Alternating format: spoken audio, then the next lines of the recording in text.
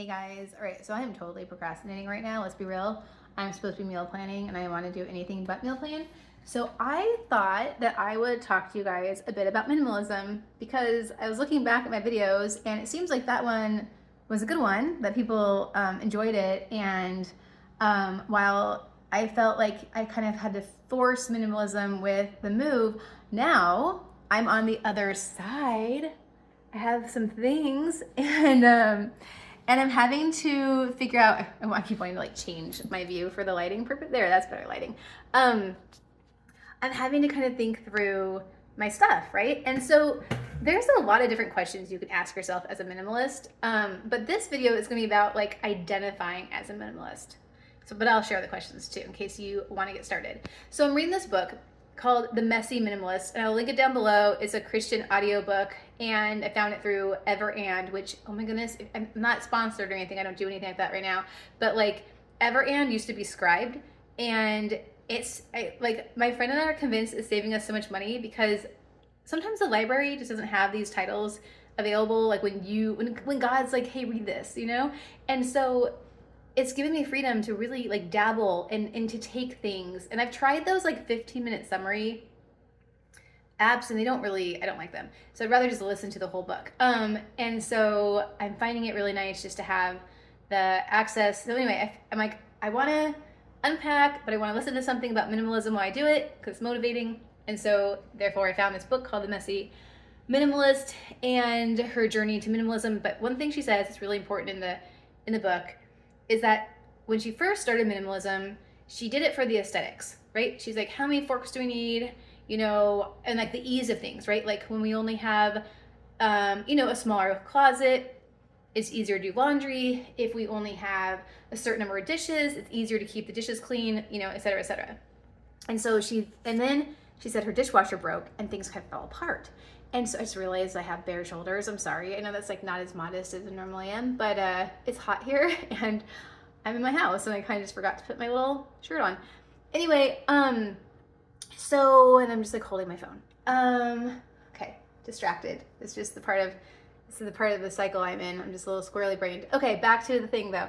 So back to the topic at hand, identity. So when we just have a goal of minimizing, it's very likely that you'll have to set that goal over and over and over again in your life because things will creep back in. But if you identify as a minimalist, and this works for anything in life, anything you want to be, especially when you're starting out.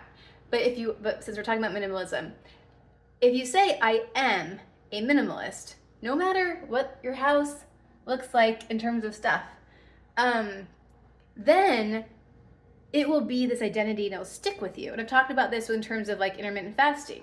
I am a faster. I fast. We all fast technically overnight, right? But I choose to have an eating window. And sometimes my eating window starts at 10 and sometimes it starts at 2. Sometimes I do longer fasts.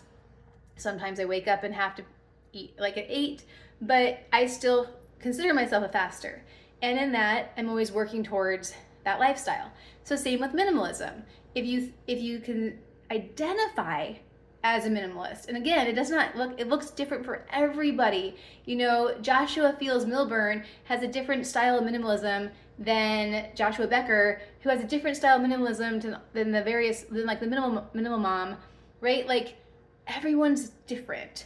And yet to me, minimalism is this idea of we have what we value.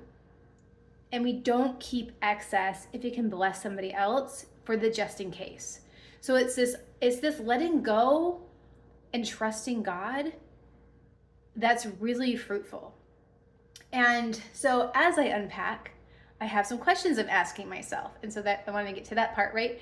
And so as I am a minimalist, and I have considered myself a minimalist since 2015, I have to, like as Joshua Field Milburn says in the documentary, I have to justify these things I own to myself, not to anyone else, but to myself. I have to be able to justify them.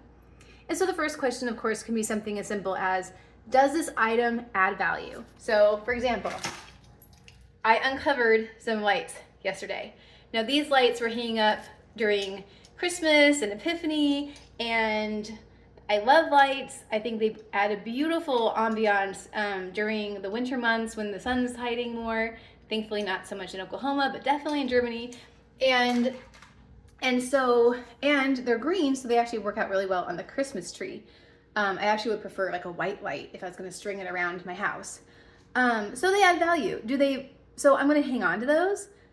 They work. The kids enjoy having them in their rooms. But I'm gonna find they're gonna add value. So yes, I'm gonna keep them, and I need to find a home for them. They need to live with the other lights, right? They're the other holiday winter decor. This computer obviously adds a ton of value. These roses, they're almost dead, so I'm gonna have to buy some new roses soon. But they add value. Those are great. You know, I have 2 vacuums. Why do I have 2 vacuums? Because I have an upstairs and a downstairs, and it's really nice to keep one upstairs and to keep one downstairs, and those add value, so I'm keeping them. Our lawnmower adds value. So anyway, that's one question. It's pretty easy.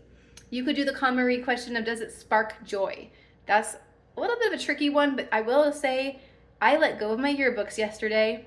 I'm 40 years old. I haven't been to any of my reunions, and I took photos. So I kept my sixth grade yearbook because I was actually featured in a little article, and I really enjoyed 6th grade. I was still beautifully innocent then, and I just really had fond memories of sixth grade. And I kept my senior one because it's my senior yearbook, and it has all my, people in it, all my old friends and things. And I let go of all the rest. But my 7th grade yearbook had all sorts of cool little notes from people. And so what I did is I scanned it with my phone and saved the document, but I didn't have to save the yearbook. And then the high school yearbooks didn't even have anything written in them. And I was never in anything, unfortunately. No clubs, nothing. So there was no plays. I mean, I could look back. I'm like, man, I could have had a very different experience with high school. But I didn't. And so I let them go. There was no reason to keep them.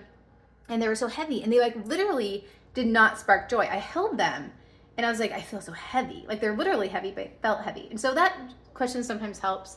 A new question I came across recently. Well, before that, my friend told me that she asks, is this useful or beautiful?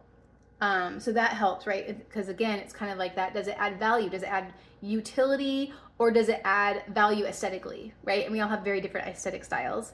And I think that creating a comfortable home, especially as a woman, we are most supposed to make a house a home, and it does require whether it's fresh flowers or fake flowers or a throw blanket or a nice piece on the wall. We have a lot of religious art we hang up. Those things do add value. And then the final question, though, that someone came across recently that I thought was good was, can I live without this?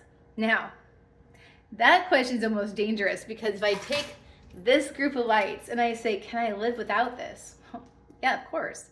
Totally can live without this. I have lived for the last 3 months without 90% of my things, maybe 95% of my things. So I could certainly live without this. Do I want to live without lights? Do I want to get rid of this and buy them again in December? I mean, that's a choice, right? I could let everything go, and then I could just buy what I really want and can justify needing or wanting or adding value when the season comes. I'm curious if anybody does that. If you let go of your decor and then try to just buy 1 or 2 pieces and then let it go, and that way you're not storing stuff. That would be a really interesting idea. So I have a lot of things, and honestly, I have a lot of but I think the question of, so part of me is I could just get rid of so much, and I have got rid of some things already.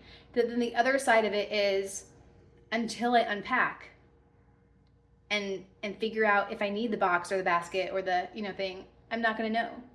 And so I'm in this kind of weird limbo. So if you guys are moving this summer, let me know. If you are a striving minimalist, or just call yourself a minimalist, and let me know what things you just totally add value. I've talked about my Berkey, which is right there. That thing adds so much value. And we were gonna buy one of those water dispenser things, but I don't really need one because I have my Berkey. And that actually sparked a lot of joy. I didn't have to buy one of those water container things and deal with the water delivery and all that. That's a little excessive, but we live on a base that I feel the water could be greatly improved. So anyway, let me know. Minimalism, I love talking about it. I love identifying as it. I love asking myself these questions and letting things go and blessing others. I'm planning on getting rid of like 90% of my Catholic books. That's probably a whole different video. But I have talked a little bit about just the idea of allowing, like, opening myself up for my future self and what God wants to like lead me to.